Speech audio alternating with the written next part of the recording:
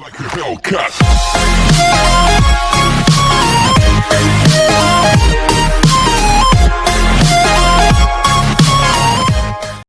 Hi students, हम लोग एक मज़ेदार कंसेप्ट के साथ आज आए हैं।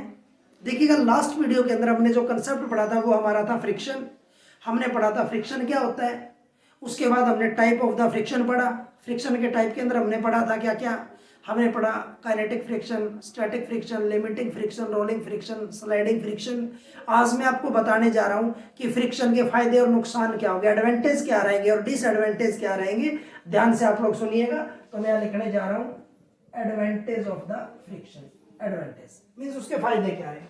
देखिएगा स्टूडेंट, वैसे तो फ्रिक्शन के बिना लाइफ पॉसिबल ही नहीं है, आपको याद रखना है, ठीक है ना। फ्रिक्शन के बिना कोई भी चीज पॉसिबल दुनिया में नहीं है, ये बात आपको याद रखनी है।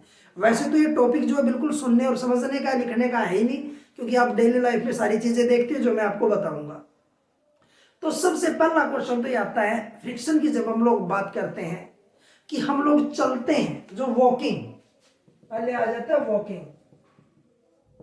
Walking is possible with the help of the friction. देखो, अगर फ्रिक्शन नहीं होगा तो हम लोग वॉक नहीं कर पाएंगे, हम लोग चल नहीं पाएंगे। आपको पता है, कोई फिसलनी जगह हो, बिल्कुल प्लेन जगह हो, कोई स्मूथ चिकनी जगह हो, और हमारे चप्पल जूते बिल्कुल घिसे हुए हो, और अगर हम उसके ऊपर चलेंगे तो हम लोग बार बार फिसलेंगे। तो चलने के लिए फ्रिक्शन होना बहुत जरूरी होता है, ताकि हम लोग फिसल ना पाए, ताकि धरती, जमीन, अर्थ जो है हमारे पांव को पकड़ के रखे। तो सबसे पहले फ्रिक्शन के बिना वॉकिंग पॉसिबल नहीं होगा, आपको याद रखना है। याद रहेगा, walking is possible with the help of the friction. Without friction walking is not possible. बहुत से एग्जांपल है, मैं एक दो बता रहा हूं आपको। उसके बाद आ जाता है हमारे पास ब्रेक्स। ब्रेक कैसे काम करेंगे, ब्रेक्स देखिएगा, ठीक है। ब्रेक्स के बारे में आपको बता दूं कि बिना फ्रिक्शन के ब्रेक्स भी काम नहीं करते।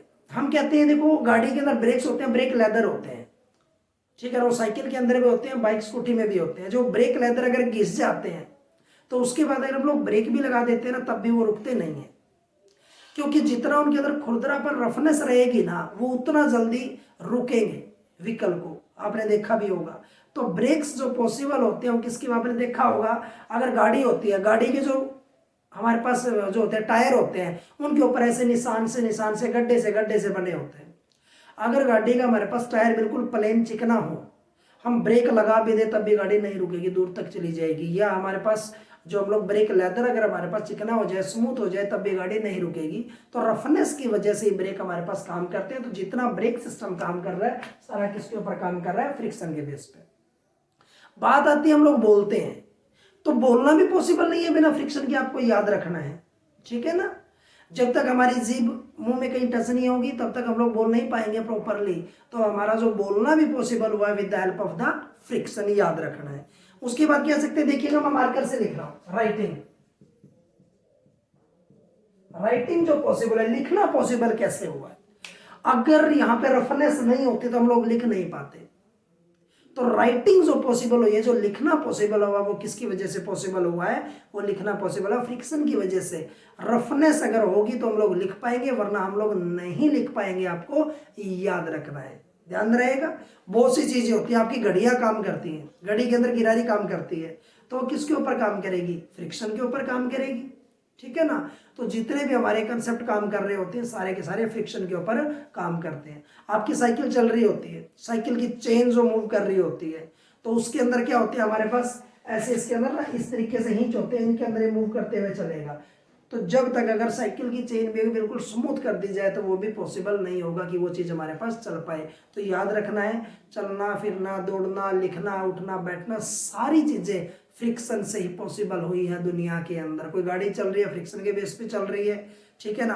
हम लोग बोल रहे हैं, फ्रिक्शन से बोल रहे हैं। कोई, उसके बाद आता है नट और बोल्ट। नट और बोल्ट आप लोग लिख सकते हैं नेक्स्ट पॉइंट, नट और बोल्ट कैसे काम करते हैं। आपने नट और बोल्ट देखे होंगे। देखो, नट और बोल्ट के अंदर से चूड़ियां से लाइनें होती हैं। तो जब हम नट को उसके ऊपर लगाएंगे तो हमें उसको घुमा के लगाना पड़ता है, क्योंकि जो नट और बोल्ट का जो चूड़ियां होती है, जो खुरदरापन होता है, जो गिरारियां सी होती है ना, वो एक दूसरे को पकड़ लेती हैं। तो इसलिए नट का कॉम्बिनेशन बड़ा मजबूत हो जाता है। अगर उसके अंदर वो चूड़ियाँ गिरारियाँ नट और बोल्ट के अंदर ना हो, अगर हम उनको डायरेक्टली ऐसे एक दूसरे के अंदर फिट कर दें तो ये आसानी से खुल जाएगा। लेकिन ये जो टर्मिनल है ना, ये वाला, इसको देखो खोला नहीं जा सकता इस टर्मिनल को। ये देखो इसके अंदर ये चूड़ियाँ हैं, तो इसके बेस पे सिर्फ हम इसको क्या कर सकते हैं, अगर मैं इसको ऐसे खींचना चाहूँ तो ये नहीं खुलेगा। कारण क्या होता है, क्योंकि फ्रिक्शन की वजह से एक मजबूत कॉम्बिनेशन यहाँ पे क्रिएट हो चुका है। तो नट और बोल्ट भी काम करते हैं किसके बेस पे, फ्रिक्शन के बेस के ऊपर हमारे पास से काम करते हैं। पर कुछ जगह पे फ्रिक्शन बढ़ाना भी पड़ता है।